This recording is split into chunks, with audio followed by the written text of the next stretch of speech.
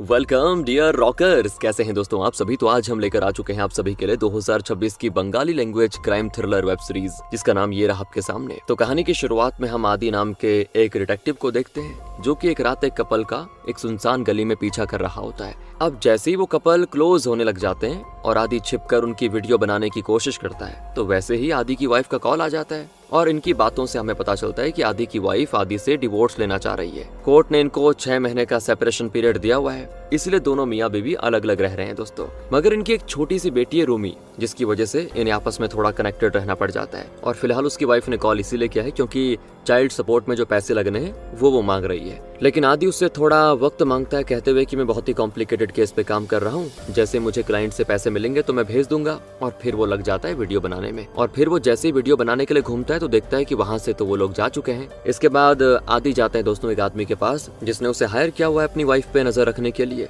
क्योंकि उस आदमी को शक है कि उसकी वाइफ किसी और के साथ अफेयर में है। और आज लास्ट डेट है दोस्तों। आदि को आज सारे सबूत जमा करने कैसे भी करके, पर वो कोई भी फोटो या वीडियो नहीं ले पाया सबूत के तौर पर। इसीलिए वो आदमी 10,000 देने के बजाय सिर्फ 5,000 ही देता है आदि को, क्योंकि आदि ने अपना काम सही से किया नहीं। अगले दिन आदि जाता है लॉयर के पास और उसके सामने अपनी वाइफ को चाइल्ड सपोर्ट के लिए 4,000 रुपए देता है, जिससे वाइफ और लॉयर दोनों ही आदि पे भड़क जाते हैं। वाइफ तो अपनी बेटी को लेती है और वहाँ से चुपचाप जाने लग जाती है। और तब आदि पीछे आता है, वादा करता है कि मुझसे जितना हो सकेगा उतना करूंगा रूमी के लिए। पर आदि की वाइफ रत्ना उसकी ओर पीट के वही बकना शुरू कर देती है कि सेम लाइन तुम 100 बार कह चुके हो, पर कहने और करने में फर्क होता है। तब आदि कहता है कि तुम्हारे गले में दर्द है क्या, जो तुम मेरी ओर मुड़कर बात नहीं कर सकती। तो इस पे रत्ना इरिटेट होकर कहती है कि मुझे बस तुम्हारी शक्ल ही नहीं देखनी इसीलिए। अरे जब शादी हुई थी तो तुमने कहा था तुम जर्नलिस्ट बनोगे, पर शादी के बाद तुम्हें ये डिटेक्टिव वाला काम पसंद आ गया, जिसमें कमाई होती नहीं ढंग की। बताओ, इतने सालों से मैंने अपनी सैलरी से घर चलाया, अब रूमी बड़ी हो रही है, खर्चा बढ़ रहा है और तुम्हें तो जैसे कोई फर्क ही नहीं पड़ रहा।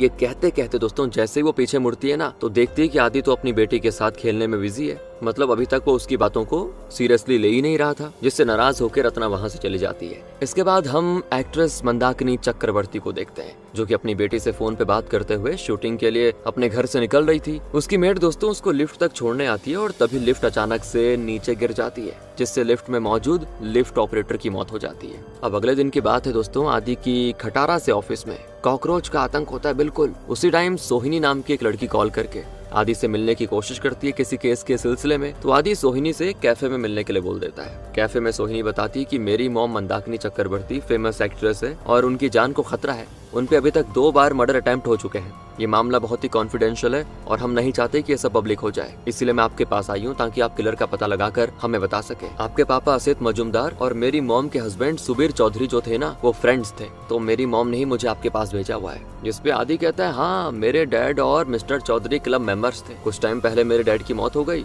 उसके बाद खानदानी घर और क्लब की मेंबरशिप सब चली गई है। वैसे आपने ये क्यों कहा कि मेरी मॉम के हस्बैंड थे सुबीर चौधरी, वो तो आपके फादर भी हुए ना, तो आप यूं नहीं कह सकती थी मेरे पापा। तब सोहिनी कहती नहीं नहीं नहीं, वो मेरे स्टेप फादर थे। दरअसल मेरे रियल फादर थे निरंजन मैत्रा। वो ढंग का काम काज नहीं करते थे, वो एक थिएटर एक्टर थे। और जब मैं टीनेजर थी उस वक्त मेरी मॉम ने सीरियल्स में काम करना शुरू किया। मेरी पढ़ाई और मेरा घर का सारा खर्चा मेरी माँ ही चलाया करती थी, जिसकी वजह से मेरे पेरेंट्स में बहुत लड़ाई झगड़ा हुआ और फिर उन्होंने कुछ टाइम के बाद डिवोर्स ले लिया। तो आदि कहता है कि सुबीर चौधरी की तो पहले भी शादी हुई थी ना, उनका कोई बच्चा था क्या। तो सोनी कहती हाँ, उनकी पहली वाइफ थी अनुराधा, जिससे उनके 2 बच्चे थे, माला और दीप। अनुराधा की मौत के बाद सुबीर चौधरी का मेरी मॉम से अफेयर हुआ और फिर इन दोनों ने शादी कर ली। और जो उनकी बेटी माला थी, उसका हस्बैंड शुभ है, वो एक स्कूल में टीचर है, और वो दीप उनका लड़का पता नहीं क्या करता है। अब दोस्तों आदि निरंजन के बारे में जब पूछता है तो सोहिनी कहती है पता नहीं वो अब क्या करते हैं, कहाँ है, मुझे नहीं पता। डिवोर्स के बाद माँ ने उनसे सारे ताल्लुकात तोड़ दिए थे और फिर सुबीर चौधरी की मौत के बाद उनकी 80 करोड़ की प्रॉपर्टी मेरी मॉम के नाम हो गई, इसलिए कोई उनकी जान के पीछे पड़ा हुआ है। उसी वक्त की बात है दोस्तों, आदि को उसके ऑफिस का जो मकान मालिक है कॉल करके रेंट मांगने लग जाता है, जिससे आदि ऑकवर्ड हो जाता है थोड़ा और सोहिनी से कहता है कि वो एक्चुअली मेरे क्लाइंट का कॉल था। झूठ बोलता है ना, क्योंकि वो ये नहीं दिखाना चाहता कि मैं इतना गरीब हूँ कि किराया नहीं भर पा रहा। फिर वो आगे कहता है कि आपकी मॉम की कत्ल करने की जो कोशिश हुई है उसके बारे में कुछ बताइए। तब सोहिनी कहती है कि हाल ही में मेरे घर की लिफ्ट क्रैश हो गई, जबकि हर महीने हमारी लिफ्ट की मेंटेनेंस प्रॉपर होती रहती है। और 10 दिन पहले मेरी मॉम अपने फिल्म पोस्टर के लॉन्च पे गई थी, वहाँ उन्होंने खाया पिया और उन्हें फूड एलर्जी हो गई। मेरी मॉम को पहले से अस्थमा की प्रॉब्लम थी और फूड पॉइजनिंग से उनकी हालत और खराब हो गई है। वैसे आप ये केस लेंगे ना? तो आदि कहता है हाँ बिल्कुल, मैं एक राइटर बनकर चौधरी परिवार के हर सदस्य से मिलने जाऊंगा, उनसे पूछताछ करूंगा ताकि देखूं जरा कौन क्या कर रहा है। जिसपे सोहिनी कहती है कि हमारी फैमिली पे ऑलरेडी अरुण कुमार उपाध्याय ने बुक लिखी हुई है, पर अभी वो अवेलेबल भी नहीं है, या पता नहीं, मुझे ज्यादा नहीं पता उसके बारे में। हाँ, वैसे अगर आप भी बुक वाला ये नाटक ट्राई करना चाहते हैं तो कर सकते हैं। कार के डैशबोर्ड में आपका एडवांस पेमेंट रखा हुआ है, 50,000 रुपए है एनवेलप में। अब आदि थोड़ा हिम्मत जुटाते हुए कहता है कि वैसे इस तरह के केसेस के लिए मैं 2 लाख रुपए लेता हूँ। तो सोहिनी कहती कोई बात नहीं, आपको मिल जाएंगे पैसे, जिससे आदि के मन में लड्डू फूटने लग जाते हैं। दोस्तों, कहाँ उसको 4-5 हजार रुपए मिल रहे थे और कहाँ सीधे अब 2 लाख। अभी फिलहाल तो उसके पास 50,000 रुपए भी आ गए, जिनमें से वो सबसे पहले अपने ऑफिस का जो बकाया है 4 महीनों का वो दे देता है, किराया मतलब। मकान मालिक को बड़ी हैरानी होती है और वो पूछ बैठता है कि जुआ खेलने लगे हो क्या आदि? तो आदि जवाब देता है कि प्लीज ये बकवास करने की जरूरत नहीं है, मुझे क्लाइंट ने पैसे दिए हैं, काम करता हूँ मैं। तो मकान मालिक को बड़ी हंसी आती है, कहता है वैसे तुम्हें ढूंढते हुए एक और क्लाइंट आया था आज, उसके कर्ली हेयर थे और चश्मा भी पहन के रखा हुआ था। पूछ रहा था वो तुम्हें कि कैसा डिटेक्टिव है वो। मैंने भी बता दिया, रेंट तो टाइम पे दे नहीं पाता, कहाँ का डिटेक्टिव। फिर दोस्तों, जब आदि अपने ऑफिस की सफाई करने में लगा होता है तो खिड़की से उसे एक ऐसा ही कोई आदमी देखता है जिसने चश्मा टोपी पहन के रखा हुआ है, उसके कर्ली हेयर भी है और दाढ़ी मूछ भी होती है, और आदि उससे कुछ कहता नहीं है। पर हाँ दोस्तों, इस आदमी को नोट कर लीजिए, ये इंपॉर्टेंट है, याद रखना इसको। आगे हम देखते हैं मंदाकिनी की कार एक्सीडेंट हो जाती है ट्रक से। आसपास के लोग मंदाकिनी और उसके ड्राइवर को हॉस्पिटल लेके जाते हैं। कुछ देर के बाद सोहिनी कॉल करके आदि को इस इंसिडेंट के बारे में बताती है और आदि भी पहुंच जाता है हॉस्पिटल। मंदाकिनी से बात करता है और इसके बाद सोहिनी से माला और दीप का वो नंबर मांगता है। माला और दीप पता है ना कौन? जो सोहिनी का दूसरा पापा है, उसका बेटा और बेटी। खैर वो तो मर चुका है, मतलब सुबीर चौधरी तो मर चुका है ना। हाँ, तो वो नंबर मांगते हैं दोस्तों सोहिनी से, माला और दीप का, जिसपे सोहिनी कहती है कि माला का नंबर तो है मेरे पास, दे दूंगी आपको, पर दीप का ना तो फोन नंबर है, ना ही उसका कोई ठिकाना मुझे पता है। तो यहाँ पर क्या करता है आदि, सोशल मीडिया से दीप का फोटो सेव करके अपने खबरी बिमल को भेज देता है और इसके बारे में पता करने को कह देता है। तो ये जो मंदाकिनी की एक्सीडेंट की खबर है न्यूज में आ जाती है, मगर मंदाकिनी पुलिस कंप्लेंट नहीं करती। वो आदि के भरोसे बैठी रहती है कि वो पता लगाएगा कौन कर रहा है ये चीजें। इधर माला भी न्यूज देख लेती है, एक्सीडेंट वाली बात देख लेती है। ऊपर से आदि उसे कॉल करता है बुक से रिलेटेड बात करने के लिए, तो वो आदि को अपने घर पे बुला लेती है, जहां आदि देखता है कि माला का पति तो घर पर बच्चों को ट्यूशन पढ़ा रहा है और घर का हुलिया देखकर वो साफ समझ रहा है कि इनकी फाइनेंशियल कंडीशन उतनी अच्छी नहीं है। खैर दोस्तों, यहाँ पर आदि सुबीर चौधरी के बारे में माला से जब पूछताछ करता है तो वो बताती है कि मेरी माँ की मौत के बाद डैड काफी बदल गए थे, वो अपने बिजनेस में काफी बिजी हो गए थे, आए दिन वो नए नए इन्वेस्टमेंट्स करते रहते थे। पर हाँ, घर आने के बाद वो किसी से भी कोई बातचीत नहीं करते थे, पता नहीं क्यों। मैं और मेरा भाई भी उस वक्त अपने कॉलेज के फ्रेंड्स के साथ बिजी रहते थे, तो हमने भी डैड पे उतना ध्यान नहीं दिया,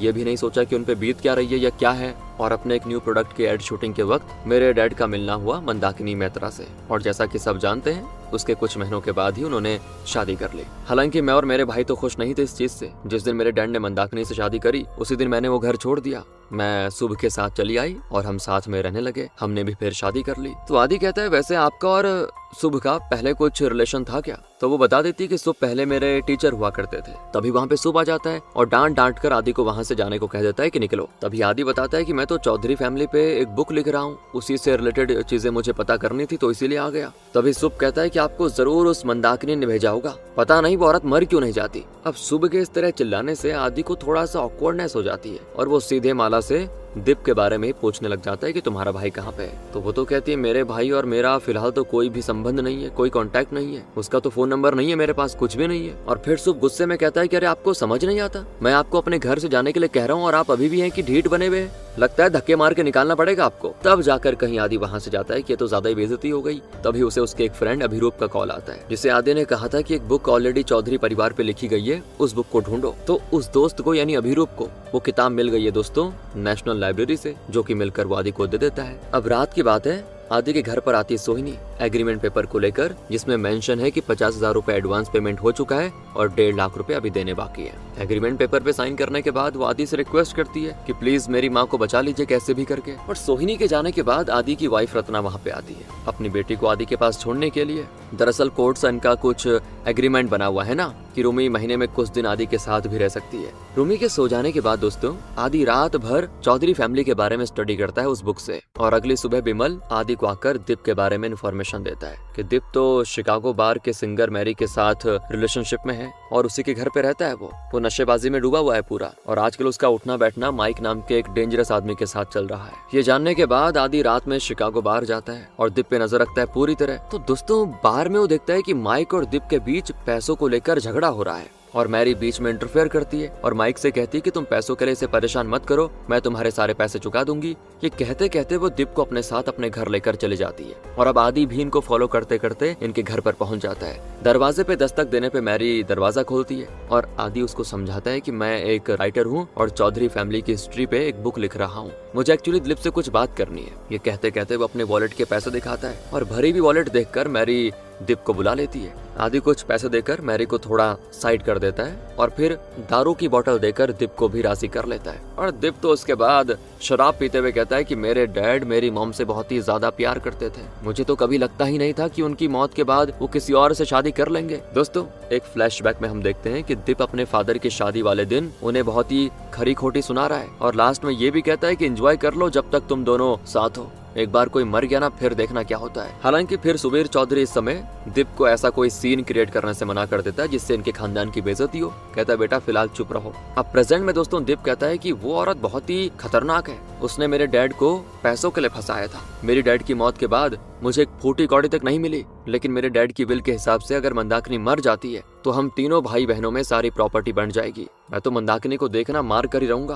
तो आदि पूछता है असल मसला प्रॉपर्टी का ही है, तो आपने कोर्ट में केस करने का क्यों नहीं सोचा? तो दीप कहता है कोर्ट कचहरी का चक्कर लगाने के लिए मेरे पास पैसे नहीं है और अब प्लीज आप जाइए यहाँ से, मेरी फैमिली पे बुक लिखकर कोई फायदा नहीं है। इसके बाद आदि अपने फ्रेंड ऋत्विक के घर जाता है जहाँ आदि को उसकी वाइफ रत्ना का आता है कॉल। वो बताती है कि परसों बेटी का बर्थडे, टाइम पे आ जाना, और वैसे वो आर्थराइटिस की मरीज दोबारा तुमसे मिलने आई थी कि नहीं? तो आदि कहता है किसकी बातें कर रही हो? तो रत्ना कहती वही वो एक्ट्रेस मंदाकिनी की बेटी, अरे उसे मैंने ऑर्थोपेडिक डॉक्टर के पास देखा था। तो आदि कहता है तुमने देखा था लेकिन तुम वहाँ पर क्यों गई थी? इसी पे वो कॉल कट कर देती है दोस्तों। जिसके बाद शिकागो बार का बिल देखते हुए आदि को याद आता है कि ऐसा सेम बिल तो मैंने माला के घर पे भी देखा था, यानी वो अपने भाई से मिलने गई थी बार में, तो फिर उसने मुझसे झूठ क्यों बोला यार? क्यों बोला उसने मुझसे झूठ? कुछ तो गड़बड़ है, इस तरह आदि सोच लेता है। खैर इसके बाद आदि अपने दोस्तों के साथ अपना थोड़ा एंजॉय करता है ड्रिंक करके, और यहाँ पर वो अपने पुराने फ्रेंड गौतम की खोज खबर करने लगता है जो कॉलेज के टाइम पे थिएटर करता था, क्योंकि आदि को तो निरंजन मैत्रा के बारे में इन्फॉर्मेशन चाहिए दोस्तों। पर तब उसके फ्रेंड्स कहते हैं भाई यार एंजॉय कर लेना, बहुत टाइम के बाद तो पी रहे हैं साथ में। जिसके बाद ये लोग टीवी पे सिंगिंग प्रोग्राम देखने में बिजी हो जाते हैं और उसमें नंदन नाम का एक सिंगर गाना गा रहा होता है और सोहिनी बजा रही है म्यूजिकल इंस्ट्रूमेंट। बातों ही बातों में आदि को पता चलता है कि नंदन सोहिनी का बॉयफ्रेंड है और दोनों आजकल लिव इन रिलेशनशिप में रह रहे हैं। इसके बाद जब आदि अपने घर जाता है ना, तो घर के बाहर फिर से वही दाढ़ी मूंछ कैप और चश्मा वाला आदमी वहाँ दिखाई देता है उसको, जो कि उसकी गैर मौजूदगी में उसके ऑफिस भी आया था। इसीलिए आदि इस बार उससे बात करने के लिए अपने घर के बाहर निकलता है, पर वो आदमी तो आदि को देखकर भागने लगता है, पता नहीं क्या है। आदि उसका पीछा करता है मगर वो एक नोट आदि के लिए छोड़कर भागने में कामयाब हो जाता है और उस नोट में लिखा हुआ है कि ये केस छोड़ दो। आगे हम दोस्तों उसी आदमी को देखते हैं, वो दो गुंडों को कुछ पैसे दे रहा होता है और साथ ही आदि की फोटो भी, ताकि वो गुंडे मार पीट कर आदि को घर बैठा दें और आदि मंदाकिनी का ये केस छोड़ दे। दूसरी ओर आदि मंदाकिनी के घर पे जाता है, वहाँ वो एक आयुर्वेदिक ट्रीटमेंट की बुक देख रहा होता है और तभी वहाँ पर मंदाकिनी का ड्राइवर आ जाता है। तो आदि उसके साथ थोड़ा बिजी हो जाता है बातचीत करने पर। पूछने पे ड्राइवर बताता है कि मैं यहाँ पर पिछले 15 सालों से काम कर रहा हूँ, मेरे मालिक सुबीर चौधरी बहुत ही अच्छे इंसान थे, मंदाकिनी मैडम भी बहुत अच्छी है, पर ज्यादा लोग उनको पसंद करते थे। दरअसल मैडम क्या है ना, थोड़ा गर्म दिमाग की है इसीलिए। आदि फिर कहता है कि इतना एक्सपीरियंस ड्राइवर होने के बाद भी आखिर एक्सीडेंट कैसे हो गया था? तो ड्राइवर बताता है कि मुझे तो कुछ समझ ही नहीं आया, रास्ता बिल्कुल सुनसान था, पता नहीं कहां से अचानक से ट्रक आ गया और मेरी कार को ठोकर मार दी। वैसे तो हमेशा मंदाकिनी मैडम कार के बैक सीट के राइट साइड में बैठा करती थी, पर उस दिन वो लेफ्ट साइड में बैठी थी। अगर उस दिन भी वो राइट साइड में बैठी होती तो उस दिन उनका काम तमाम हो जाता। नोट कर लीजिए दोस्तों ये बात। उधर हम दीप को देखते हैं जो मंदाकिनी को उसके घर पे आकर धमका रहा होता है। वो कह रहा होता है कि चुपचाप मुझे पैसे दे दो, वरना मेरे पास जो सबूत है ना उससे तुम्हारे करियर की बैंड बजा दूंगा, पब्लिक में इमेज खराब कर सकता हूँ तुम्हारी। पर मंदाकिनी उसकी धमकियों से नहीं डरती, वो उसे अपने घर से निकल जाने को कह देती है और तब गुस्से में दीप कह देता है कि मैं तो तुम्हें अब देखना जान से मार दूंगा। और ये आवाज आदि भी सुन लेता है और जब दीप हॉल रूम से होकर बाहर जाने लग जाता है तो उसका सामना हो जाता है आदि से, और वो आदि से कहता है ये घटिया लोगों पे बुक मत लिखो वरना दिक्कत हो जाएगी तुम्हें, चले जाओ यहाँ से। ये कहकर दीप चला जाता है। तभी यहाँ पर नीता नाम की असिस्टेंट हॉल रूम में आती है और कहती है कि मैडम आज थोड़ा बिजी है, इसलिए वो कभी और आपसे मिल लेंगी। अब रात की बात है, आदि शिकागो बार में जाकर माइक से मिलता है। माइक तो शराब पी रहा होता है और आदि भी उसको कर लेता है ज्वाइन और दीप की बुराई करने लगता है, ये कहते हुए उसने मुझसे बहुत सारे पैसे उधार लेके रखे हुए हैं और यार वो लौटाने का नाम ही नहीं ले रहा। तब बातों ही बातों में माइक भी बता देता है कि दीप तो एक नंबर का पागल आदमी है, वो मुझसे कॉन्ट्रैक्ट किलर का इंतजाम करने को कह रहा था, पता नहीं किसको मारना चाह रहा है। तभी मैरी आदि को नोटिस कर लेती है और कहती है आप यहाँ पे क्या कर रहे हैं। वो 100 तरह के सवाल करने लग जाती है, इसीलिए आदि को वहाँ से जाना पड़ जाता है। तो आदि अब अपने फ्रेंड ऋत्विक की हेल्प से नंदन और सोहिनी के म्यूजिक फंक्शन को अटेंड करने जाता है। तो सोहिनी तो यहाँ पर आदि को देखकर बिल्कुल सरप्राइज हो जाती है। आदि पूछता है आपकी मॉम भी आने वाली है क्या? तो सोहिनी बता देती नहीं, दरअसल वो नंदन को पसंद नहीं करती है क्योंकि वो मेरे फ्लैट में रहता है ना, इसीलिए। जिससे क्या है ना दोस्तों, आदि का शक यहाँ से एक बार तो सोहिनी और उसके बॉयफ्रेंड पे ही चला जाता है, नंदन पे, कि क्या पता यही करवा रहे हो ये सारी चीजें। इसके बाद जब आदि लाइव म्यूजिक प्रोग्राम देख रहा होता है तो उसे अपने पुराने फ्रेंड गौतम का आता है कॉल, जो कि अब पुलिस ऑफिसर बन चुका है। ऋत्विक के कहने पर उसने निरंजन मैत्रा का पता लगा लिया है और वो कॉल पे आदि को बता देता है कि मुझे 2 निरंजन के बारे में पता चला जो कि थिएटर में काम करते थे। एक तो यहाँ कोघाट में रहता है और दूसरे का एड्रेस नहीं मिल पाया, पर मैं लगाता हूँ पता। आदि कहता है अपने खबरी से ये भी कहना कि वो निरंजन मैत्रा मंदाकिनी चौधरी का एक्स हस्बैंड है, ये बात भी नोट कर लेना, इससे क्या पता इजी हो जाए उसको ढूंढने में। अब तक म्यूजिक प्रोग्राम का इंटरवल हो चुका है दोस्तों। एक रूम से आदि को सोहिनी और नंदन के आर्ग्यूमेंट करने की आवाज आती है। आदि को सुनाई देता है कि नंदन सोहिनी से ये कह रहा है कि नेक्स्ट शो के लिए 5 लाख की जरूरत है, जिसपे सोहिनी कह रही है मैं क्या कोई बैंक हूँ, पहले मैंने तुम्हारे लिए मॉम से लाखों रुपए उधार लेके रखे हुए हैं और मैं उनसे और पैसे नहीं मांग सकती। जिसपे नंदन कहता है कि पैसे मांगने की क्या जरूरत है, सीधा वो करो ना जिससे तुम्हें प्रॉपर्टी मिल जाए। और सोहिनी गुस्से में कहती है पागल वागल हो गए हो क्या, वो मेरी मॉम है, तुम उनको जान से मारने के लिए बोल रहे हो क्या, पागल हो। अगले दिन की बात है दोस्तों, आदि मंदाकिनी चौधरी से मिलता है और कहता है कि आपकी जान लेने की कोशिश 3 बार हो चुकी है, राइट? एक बार पार्टी में फूड पॉइजनिंग, एक बार लिफ्ट खराबी के चक्कर में और एक बार कार एक्सीडेंट। ओके, देखिए ये बात तो तय है कि सुबीर चौधरी की मौत के बाद उनकी सारी चल अचल संपत्ति आपकी हो गई है और आपकी मौत के बाद वो संपत्ति आपके 3 बच्चों में इक्वली बांट दी जाएगी, ये भी पक्का है ना? आपकी अपनी बेटी एक ऐसे लड़के के साथ रहती है जो आपकी बेटी यानी सोहिनी के खर्चों पे चलता है। सोहिनी को अपने बॉयफ्रेंड नंदन का फ्यूचर सिक्योर करने के लिए पैसे चाहिए। और दूसरी बात सुनिए, आपके सौतेले बेटे दीप की हालत बहुत ही खराब है, उसने भी बहुत लोगों से पैसे उधार लेके रखे हुए हैं, कर्ज चुकाने के लिए उसे भी पैसे चाहिए। वहीं आपकी सौतेली बेटी माला ने एक मामूली से टीचर से शादी की है, इतने ऐशो आराम की जिंदगी जीने के बाद अब उसे गरीबी में गुजरना पड़ रहा है, तो उसे भी एक तरफ से देखी जाए पैसों की जरूरत है। इसीलिए अब ये कहना बहुत ही मुश्किल है कि तीनों में से कौन आपकी जान लेना चाह रहा है। कुछ पक्का नहीं है भाई, आपकी अपनी बेटी भी हो सकती है, आपकी सौतेली बेटी भी हो सकती है, आपका सौतेला बेटा भी हो सकता है। तो मंदाकिनी कहती मैंने अपने 3 बच्चों का ख्याल रखने की कोशिश करी है, अगर फिर भी वो मुझे मारना चाहते हैं तो ये मेरा बैड लक होगा। 4 दिन का टाइम दे रही हूँ मैं आपको, आप सही से इन्वेस्टिगेशन करो और अपनी रिपोर्ट मुझे सबमिट कीजिए। अब अगले दिन की बात है दोस्तों, आज आदि की बेटी रूमी का बर्थडे है, तो वो गिफ्ट खरीदने के स्टोर पे जाता है और अपनी वाइफ को वीडियो कॉल करके पूछता है कि ये गिफ्ट हमारी बेटी के लिए सही रहेगा ना? तो रत्ना तो गुस्से में कह देती है कि तुम्हें मेरी पसंद नापसंद से क्या करना, अब हम अलग हो चुके हैं, तुम्हें जो अच्छा लगे ले लो, मुझसे मत पूछो बार बार। इसके बाद आदि जाता है सुबीर चौधरी के लॉयर से मिलने, जहाँ उसको एक इंटरेस्टिंग बात पता चलती है दोस्तों कि सुबीर चौधरी ने एक ऐसी बिल बनवाई थी जिसमें यह था कि मेरी मौत के बाद में 80 करोड़ की संपत्ति मेरी वाइफ की हो जाएगी, लेकिन मेरे मरने के बाद अगर मेरी वाइफ फिर से शादी या अफेयर करती है किसी के साथ तो वो ये सारा मालिकाना हक खो देगी और इससे होगा ये कि मंदाकिनी के मरने से पहले ही मेरी सारी संपत्ति मेरे 3 बच्चों में बराबर बन जाएगी। ठीक है दोस्तों, ये बात भी नोट कर लीजिए आप। इस बारे में सोहिनी से कॉल पर बात करते हुए जब आदि अपनी बेटी के बर्थडे पार्टी के लिए जा रहा होता है तो 2 गुंडे उस पर हमला कर देते हैं। आदि को बहुत ज्यादा मारते पीटते हैं यार वो, और कहते हैं कि मंदाकिनी का केस छोड़ दो वरना ये नौबत ना जाए कि तुम्हारा केस बन जाए। अब सीन होता है कुछ साल पहले शिफ्ट और हम देखते हैं कि माला अपने मायके से वो बक्सा ले आती है जिसमें उसकी अपनी माँ का सामान था दोस्तों। उसमें से उसको एक डायरी भी मिलती है जो कि उसके डैड की थी। अब उसमें एक जगह पे ये लिखा हुआ है कि मैं अपनी बढ़ती उम्र की वजह से अपनी प्यारी मंदाकिनी को सेटिस्फाई नहीं कर पा रहा हूँ, और इस तरह की उसमें और भी चीजें लिखी होती हैं। तो माला अपने भाई दिलीप को बुलाकर वो डायरी दिखाती है और वो तो बिल्कुल आग बबूला होकर मंदाकिनी को कॉल पे धमकाता है, कहता है कि तुम मेरे डैड की कातिल हो ना। अब प्रेजेंट में दोस्तों आदि को जब होश आता है तो वो खुद को अपने दोस्त ऋत्विक के घर पे पाता है। उसको देखने के लिए रत्ना और रूमी भी आ जाते हैं। आदि पहले तो अपनी बेटी को गिफ्ट देकर बर्थडे विश करता है और फिर ऋत्विक से पूछता है कि मैं यहाँ पर कैसे पहुंचा। तो ऋत्विक बताता है कि पेट्रोलिंग पुलिस को रास्ते पे तुम बेहोश मिले थे, तुम्हारा फोन में उन्होंने गौतम का नंबर देखा तो फिर गौतम ने तुम्हें मेरे घर पे पहुंचा दिया। अब अगले दिन भी आदि डरकर घर पे बैठने के बजाय गौतम की हेल्प से उन गुंडों को पकड़वा लेता है जिन्होंने उस पे हमला किया था।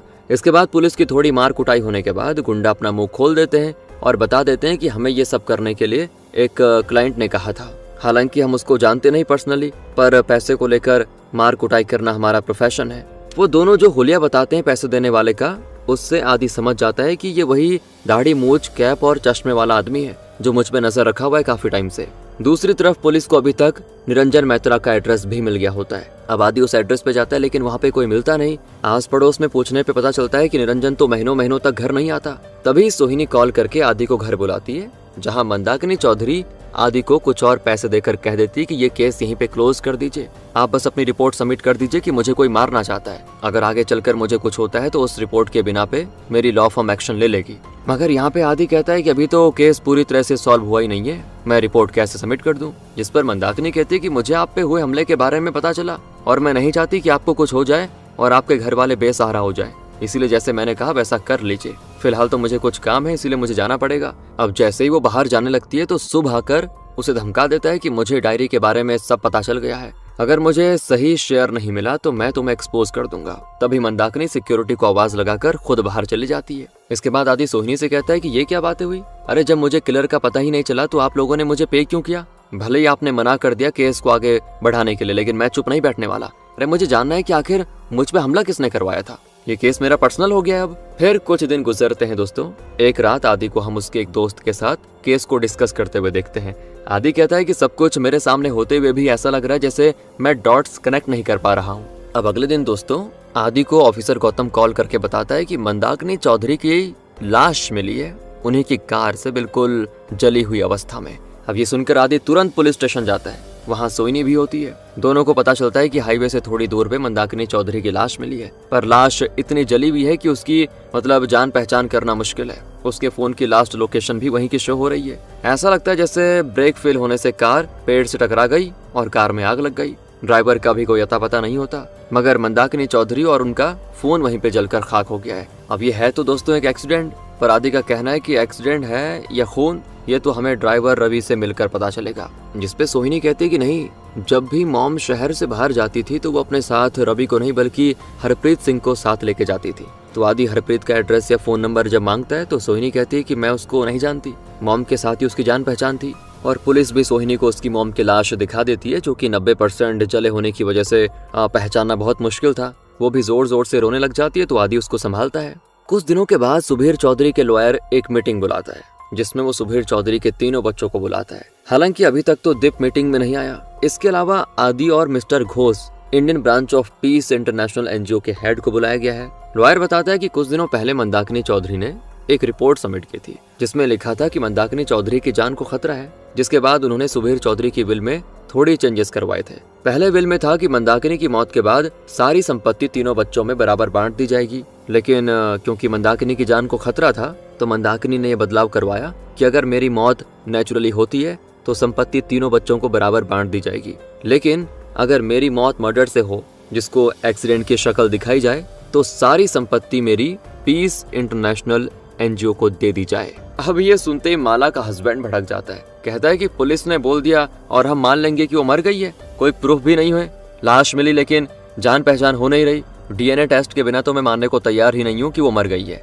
और मैं कोर्ट तक ये मुद्दा लेकर जाऊंगा। जिसपे आदि कहता है कि आप लोगों को जो करना है कर लीजिए, अगर वो जिंदा भी होगी तो आपको कुछ नहीं मिलने वाला और अगर वो मर भी चुकी है तो भी आपको कुछ नहीं मिलने वाला। और तभी एंट्री होती है दीप की। वो अपनी सौतेली माँ की मौत से बड़ा खुश था, बहुत ज्यादा खुश। वो काफी खुशी जताता है। तब उसकी बहन माला उसको सारी सच्चाई बताती है कि विल में चेंजेस हो चुके हैं। तब जाके उसका दिमाग खराब होता है, जिस पल का वो इतने सालों से इंतजार कर रहा था वो खत्म हो गया।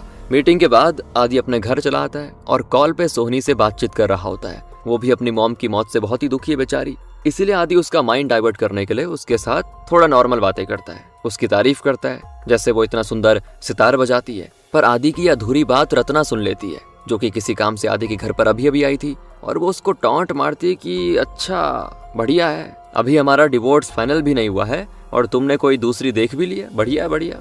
तो आदि फिर उसको सारी बातें समझाता है। फिर बातों ही बातों में पूछता है कि तुम्हें क्या लगता है सुबीर चौधरी ने ऐसा विल क्यों बनवाया होगा, जिसमें उसने ये लिखा था कि मेरी मौत के बाद अगर मेरी वाइफ किसी से शादी या अफेयर करे तो उसे मेरी फूटी कौड़ी ना मिले। आखिर उसको ऐसा क्यों लगता था कि इतनी उम्र होने के बाद भी मंदाकिनी अफेयर या शादी वगैरह कर सकती है। जिस पर रत्ना कहती है कि सुबीर और मंदाकिनी चौधरी की शादी में तुम्हारी माँ भी गई थी और वो लौटने पे कह रही थी कि मंदाकिनी की अपनी सिर्फ एक बेटी है ना, तो वो सुबीर चौधरी से शादी करके बेटा पैदा करना चाहती है जो कि उसकी संपत्ति का वारिस बन सके।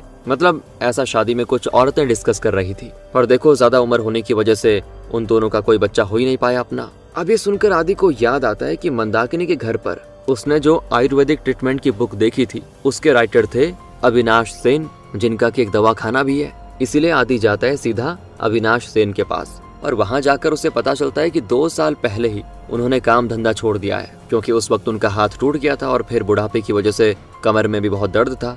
आदि उनसे कहता है कि क्या आपके पास इलाज के लिए कभी सुबीर और मंदाकिनी चौधरी आए थे? वो मना कर देता है बिल्कुल। फिर वो अपनी रजिस्टर दिखा देता है। पूरे रजिस्टर में कहीं भी इन दोनों का नाम नहीं होता, पर जो लास्ट पेशेंट थी मीना और राजा, उनके नाम के बगल में रेफरेंस नेम लीना रानी लिखा हुआ था। लीना रानी नाम सुना सुना सा लगता है आदि को। वो दिमाग पे थोड़ा सा जोर डालता है तो उसे याद आता है कि पहली मीटिंग पे सोहिनी ने बताया था कि जब वो छोटी थी और अपने रियल पेरेंट्स के साथ बाग बाजार में रहा करती थी, तो उस समय उसकी जो मॉम थी वो सीरियल में काम करने चली जाती थी और डैड अपने नाटक में बिजी रहते थे। तो तब उनकी पड़ोसी लीना रानी ही सोहिनी का ख्याल रखती थी। ये जानने के बाद आदि अपने खबरी से कॉल पे कहता है कि जाकर बाग बाजार में लीना रानी से मिलो और पूछो कि वो मीना और राजा को कैसे जानती है और वो दोनों अभी रहते कहाँ पे हैं। उसी रात दोस्तों दिखाते हैं तो दीप शराब के नशे में अपने घर जा रहा होता है और उसका एक ट्रक से हो जाता है एक्सीडेंट, जिसमें वो खत्म। अगली सुबह की बात है। ऑफिसर गौतम के कहने पे जब आदि को दीप की मौत का पता चलता है तो वो पुलिस स्टेशन जाता है, जहाँ मैरी ने माइक के खिलाफ कंप्लेंट लिखवाई थी, क्योंकि उसको ये शक है कि माइक पक्का अपने दिए हुए कर्ज को वसूलने की कोशिश में था और जब दीप कर्ज चुका नहीं पाया तो माइक ने दीप को मरवा दिया। इसीलिए माइक को अरेस्ट कर लिया जाता है और उससे पूछताछ की जाती है, पर वो तो साफ साफ कह देता है कि मैंने नहीं मरवाया दीप को। अरे वो जिंदा रहता तो आज नहीं तो कल तो दे ही देता, मैं मारता क्यों उसको भला? उससे मेरा क्या फायदा बताओ? हाँ आजकल लेकिन वो काफी पैसे उड़ा रहा था, शायद उसकी माँ के मरने से उसे पैसे मिले थे।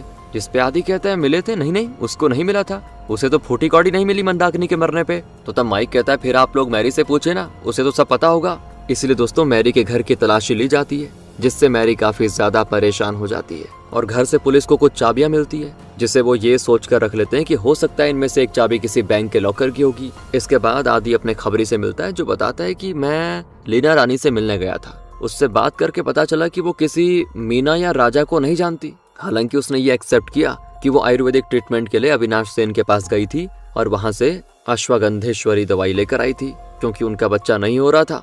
मगर जैसे ही उसके हस्बैंड ने पहले टाइम ये दवाई ली तो उसकी तबीयत खराब हो गई, क्योंकि उसको हार्ट प्रॉब्लम थी और हार्ट के मरीज के लिए अश्वगंधेश्वरी सेफ नहीं है। और इस बारे में लीना ने अपनी पड़ोसी मंदाकिनी को भी बता दिया था उस समय। ठीक है दोस्तों, ये बातें हुई थी।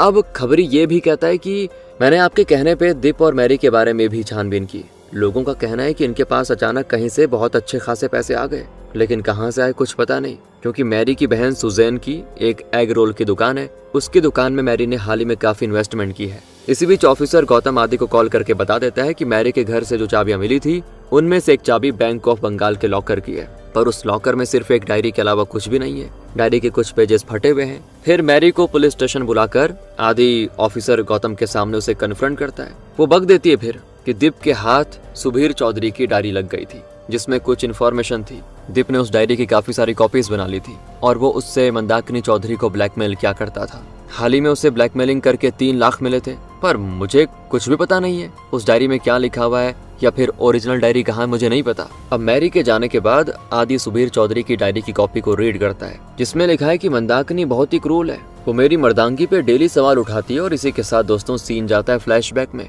और यहाँ पे हम देखते हैं कि मंदाकिनी और सुबीर चौधरी जब इंटीमेट होते हैं तो सुबीर उसे सेटिस्फाई नहीं कर पाता और काम की वजह से थकान होने का बहाना बनाता है, मगर मंदाकिनी फिर भी नहीं मानती।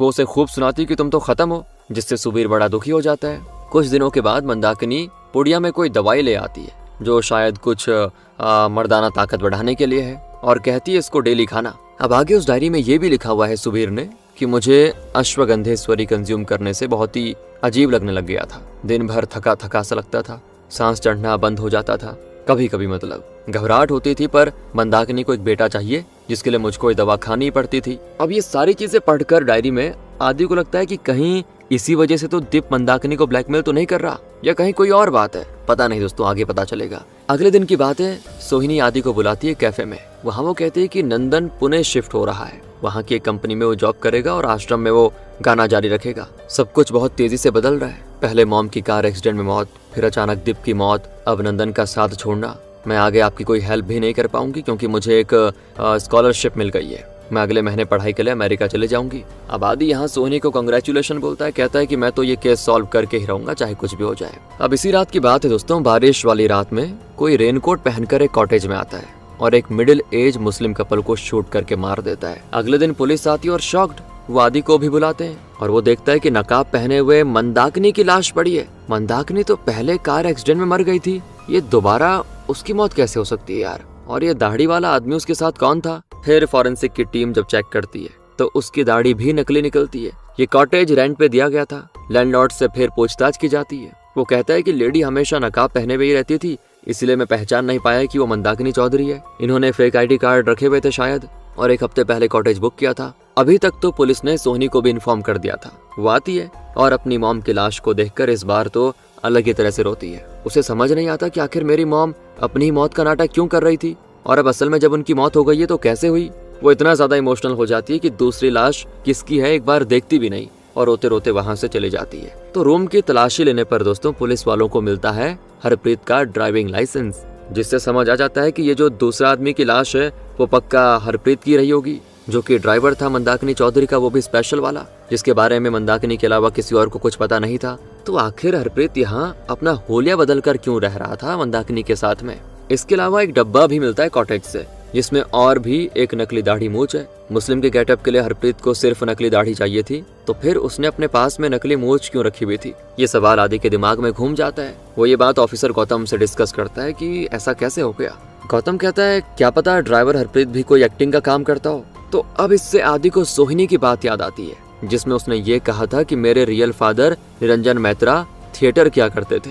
और फिर आदि को उस आदमी की याद आती है जो कर्ली बालों वाला था, घनी दाढ़ी मूंछ लगा के रखता था और सनग्लासेस लगाकर आदि पे नजर रखता था। आगे उसी कॉटेज से पुलिस वालों को उस जगह के 2 पासपोर्ट मिल जाते हैं जहां पर सोहिनी की स्कॉलरशिप लगी है और वो पढ़ने जाने वाली अमेरिका, जिसपे मंदाकिनी चौधरी का नाम माया सीतानंद और हरप्रीत का नाम अनिल सीतानंद लिखा हुआ है। और फिर तो आदि समझ जाता है कि अच्छा अभी तक ये खेल हुआ यहाँ पे। वो तुरंत मंदाकिनी चौधरी के घर पे एक मीटिंग बुलाता है इस राज से पर्दा उठाने के लिए। इस मीटिंग में ऑफिसर गौतम, मैरी, माला और उसके पति शुभ के साथ सोहिनी भी मौजूद होती है। आदि सभी को बताता है कि मंदाकिनी का पहला हस्बैंड निरंजन मैत्रा, ड्राइवर हरप्रीत, वो कर्ली बालों वाला आदमी, राजा और ये अनिल सीतानंद सब एक ही इंसान है। दरअसल डिवोर्स के बाद भी मंदाकिनी चौधरी ने अपने पहले हस्बैंड से कांटेक्ट पूरी तरह से नहीं तोड़ा था। वो एक दूसरे से प्यार तो करते थे मगर पैसों की किल्लत की वजह से साथ में नहीं रहते थे। इसलिए मंदाकिनी चौधरी ने सुबीर चौधरी को अपने प्यार के जाल में फंसा लिया था, उससे शादी कर ली थी। फिर वो दोनों डॉक्टर अविनाश सेन के पास अपना नाम और हुलिया बदल कर आए थे।